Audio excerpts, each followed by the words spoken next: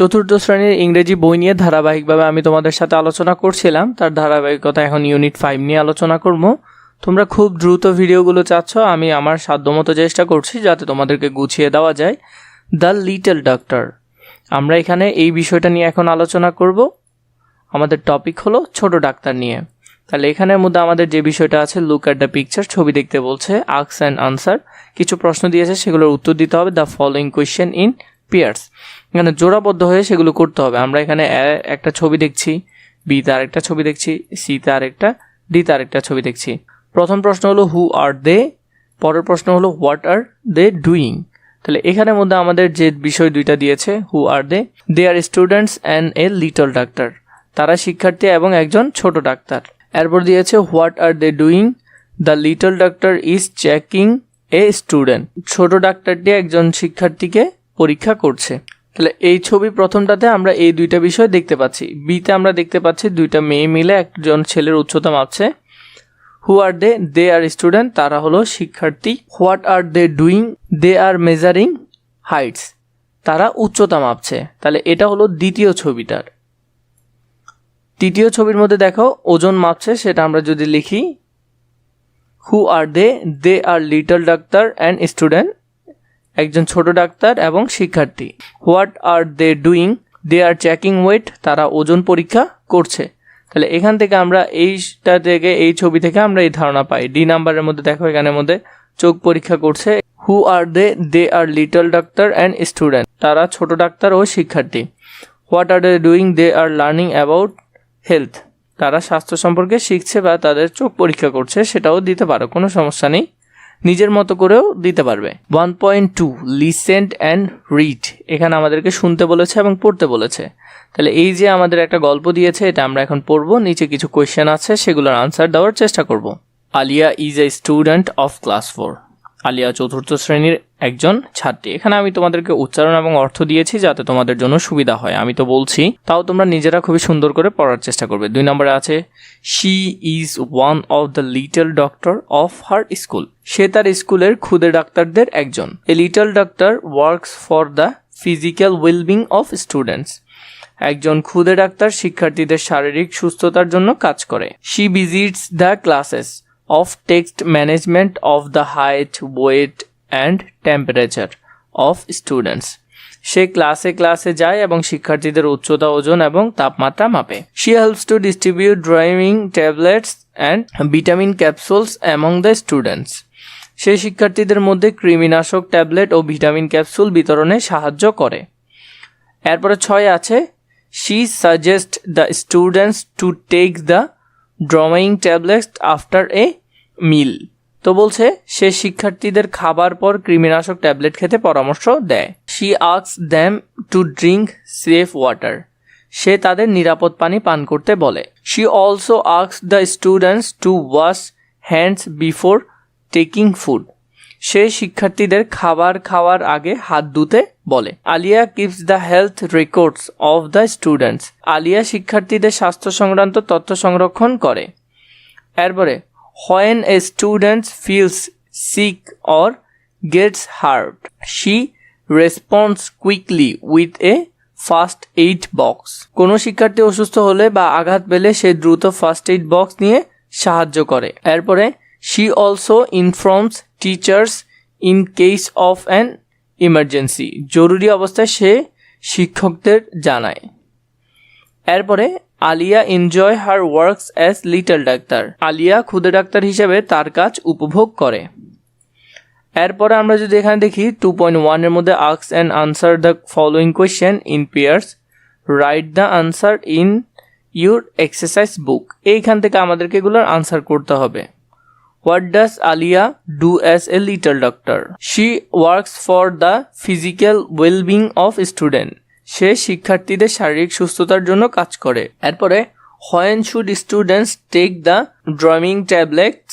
Students should take the drumming tablets after a meal, মানে খাবারের পরে যে কৃমিনাশক ওষুধ দেয় সেটা খেতে বলেছে। সিতে what advice does Alia give to students about water? She advised students to drink safe water, নিরাপদ পানি পান করতে বলেছে। এরপরে what does Aliya do if a student feels sick or gets hurt? She gives first aid box informs teachers. সে first aid box নিয়ে তাদের প্রথম অবস্থাতে যে চিকিৎসা দেয় এবং সাথে সাথে টিচারদের ইনফর্ম করে। ই নাম্বারে why do you think Aliya enjoy her works as a little doctor? Because she helps others students and cares for their health. কারণ সে অন্যদের সাহায্য করে। তো এই যে প্রশ্নগুলো আছে, প্রশ্নগুলোর উত্তর তোমরা এখান থেকে সুন্দর করে লিখে নিতে পারবে। এরপরে আছে 3.1 language focus use of article. We use a or an while talking of any person or thing. প্রথমে we usually use a before words starting with consonant. সাধারণত কনসোনেন্ট দিয়ে শুরু শব্দের আগে এ বসে। যেমন আমরা জানি ভাওয়েল হলো কয়টা? 5টা। এ, ই, আই, ও, ইউ, এগুলো হলো ভাওয়েল। এগুলো ছাড়া কনসোনেন্টের প্রথমে সাধারণত কি বসে? কনসোনেন্টের শুরুতে এ বসে। তো নর্মালি আরেকটা ভাওয়েল আছে, সেটাকে বলা হয় স্পেশাল ভাওয়েল। ওয়াই একটা স্পেশাল ভাওয়েল, যদিও এটার তেমন একটা ব্যবহার আমাদের দেশে দেখা যায় না। যেমন পেন, এ পেন। পি একটা কনসোনেন্ট। বুক, বি একটা কনসোনেন্ট। টি একটা consonant. We usually use an before words starting with vowels. ভাওয়েলের পূর্বে সাধারণত কি বসে? অ্যান বসে। যেমন অ্যাপেল, এরপরে হলো ইগ, আমব্রেলা। তো এইসব ওয়ার্ডগুলো কিন্তু তোমরা এখান থেকে পড়ে ফেলবে, এগুলো খুবই গুরুত্বপূর্ণ ওয়ার্ড। এলিফ্যান্ট, এগুলোর আগে যেমন ভাওয়েলের আগে কি বসেছে? An. We use the will taking a defined person, place or thing. তুমি যখন কাউকে নির্দিষ্ট করে বা কোনো কিছুকে নির্দিষ্ট করে বলবে, যেমন সান, ওই সূর্যকেই বোঝাচ্ছে the sun, the moon, the earth, the river, পৃথিবী, নদী, এগুলাকে কিন্তু ফিক্সড করে করেই বোঝাচ্ছে। খুবই গুরুত্বপূর্ণ, এটা ভালো করে দেখবে। 3.2 fill in the blanks with appropriate articles. এখানে আমাদেরকে আর্টিকেল বসাতে বলেছে। যেমন ইগ, এটা একটা কি? এটা একটা ভাওয়েল, আর ভাওয়েলের পূর্বে কি বসবে? অ্যান বসবে। We go to the playground of afternoon, তাহলে এখানে দ্য প্লেগ্রাউন্ড হবে, নির্দিষ্ট করছে দ্য প্লেগ্রাউন্ড। এলিফ্যান্ট, এখানে দেখো এলিফ্যান্ট, এটা একটা কি? ভাওয়েল, তাহলে অ্যান বসবে এখানে। He lives in dash old house, এখানে হবে যে কি? অ্যান ওল্ড হাউস, ভাওয়েল আছে তাই। I saw A cat in a হবে, এ হবে কেন? কারণ এটা একটা consonant. Dash cat was sleeping, the, তাহলে নির্দিষ্ট করে দ্য ক্যাট, দ্য ক্যাট। 4.1 যদি দেখি, imagine you are a little doctor in your school. তুমি তোমার বিদ্যালয়ের ক্ষুদে ডাক্তার বা ছোট ডাক্তার। Right what you will do in your school as a little doctor. Make articles a and the in your writing. তো এই যে তুমি যদি তোমার স্কুলের ক্ষুদে ডাক্তার হতে, তাহলে তুমি কি করতে, সেগুলো তোমাকে লিখতে বলেছে এবং ভিতরে ভিতরে এই আর্টিকেলের ব্যবহার করতে বলেছে। তাহলে এখানে যদি আমরা লিখতে পারি, প্যারাগ্রাফ হিসেবে আমরা লিখি, I am a little doctor in my school, I help students to stay healthy, I check the height and the weight of students, I give an advice to drink safe water, I keep a health record of student. তো এখানে দেখো এ and the এর আমরা ব্যবহার করেছি, এভাবে তোমরা ব্যবহার করে তোমরাও একটা লিখতে পারো। এরপরে যদি দেখি 5.1 মধ্যে, Alia's younger brother is sick. The doctor advised her brother to take Orsaline. The doctor also told them how to make Orsaline. তো এখানে আলিসার ভাই একটু অসুস্থ হলো, তার জন্য ডাক্তার তাকে ওরসালাইন খেতে বললেন এবং তার জন্য কি হলো, ওরসালাইন কিভাবে বানাবে সেটাও তিনি এখানে বলে দিলেন। ইনস্ট্রাকশন ফর মেকিং ওরসালাইন, কিভাবে ওরসালাইন বানাতে হয় তার ইনস্ট্রাকশন এখানে দেওয়া আছে, আমরা একটু দেখব। তো এখানে সেম জিনিসটার বাংলা লেখা আছে, তোমরা এখান থেকে দেখতে পারবে। আমরা কিভাবে ইনস্ট্রাকশনগুলো ফলো করব সেগুলো যদি দেখি, ফার্স্ট ক্লিন এ জগ, তোমাকে জগ পরিষ্কার করতে বলেছে। প্রথমে একটি জগ নিবে, a glass of your hands properly, এবং একটি গ্লাস ও হাত ভালোভাবে কি করবে, পরিষ্কার করবে। 2 নম্বরে দেন, এর পরে যেটা করবে, pour half a liter of pure drinking water into the jug, এরপর আধা লিটার বিশুদ্ধ পানি জগে ঢালো। 3 নম্বরে next take a handful of molasses gur sugar and added. হয় তুমি এখানের মধ্যে এক মুষ্টি কী করবে, গুড় দিবে, অথবা চিনি এখানে অ্যাড করতে পারো। এরপর এক মুষ্টি গুড় বা চিনি দাও। এরপরে যেটা আছে আফটার দ্যাট, এরপরে take a pinches of salt, তারপর 3 আঙ্গুলে 1 চিমটি লবণ নাও। 5 নম্বরে যেটা আছে mix them well with a spoon, তার মানে তোমাকে বলেছে চামচ দিয়ে ভালোভাবে মেশাও। Now serve the saline to the patient, এখন রোগীকে স্যালাইন দাও। Finish the saline within 12 hours, 12 ঘন্টার মধ্যে স্যালাইন শেষ করতে হবে, আর না হলে দেখা যাবে ওই স্যালাইনটা রিয়াকশন করছে অথবা পেটে খারাপ লাগছে। এখানে ইম্পর্টেন্ট কিছু ওয়ার্ড তোমাদেরকে দিয়েছি এই টপিক থেকে, তোমরা এগুলো একটু দেখে নিবে। এর পরের টপিকে যদি আমরা যাই, the little doctor. Now Aliya wants to make oral saline for her brother, she asks her mother to help him making the oral saline. তো আলিশা এখানে তার মাকে বলল যে তাকে সাহায্য করার জন্য কিভাবে ওর স্যালাইন বানাতে হয়। তো আমরা এটার কনভারসেশনটা দেখব। এখানে যে কনভারসেশনটা আছে এটা আমরা ধারাবাহিকভাবে অর্থসহ দেখব। এখান থেকে পড়ছি না, এতে করে তোমরা অর্থ এবং উচ্চারণ ভালো পাবে না, আমি দুটোটাই দেওয়ার চেষ্টা করেছি। আলিয়া, মা, can you help me make the oral saline, তুমি কি আমাকে ওর স্যালাইন বানাতে সাহায্য করবে? তার মা তাকে বলল শিওর, অবশ্যই করব। আলিয়া বলল could you help me get the water and the jug please, তুমি কি দয়া করে আমাকে পানি আর জগটা এনে দিবে? তার মা বলল ওকে, হিয়ার দে আর, ঠিক আছে এই নাও। Aliya, thank you, could you give me the salt of the sugar also, ধন্যবাদ, তুমি কি আমাকে লবণ আর চিনি দিবে মা? তার মাকে বলল আর কি। তার মা বলল sure, now mix with a spoon properly, অবশ্যই, এখন চামচ দিয়ে ভালোভাবে মেশাও। আলিয়া বলল থ্যাঙ্কস মা, ধন্যবাদ মা। The oral saline is ready, or saline তৈরি হয়ে গেছে। এখানের মধ্যে কিন্তু উচ্চারণও আছে। Mother, great, now give it your brother to drink, ভালো, এখন তোমার ভাইকে পান করতে দাও।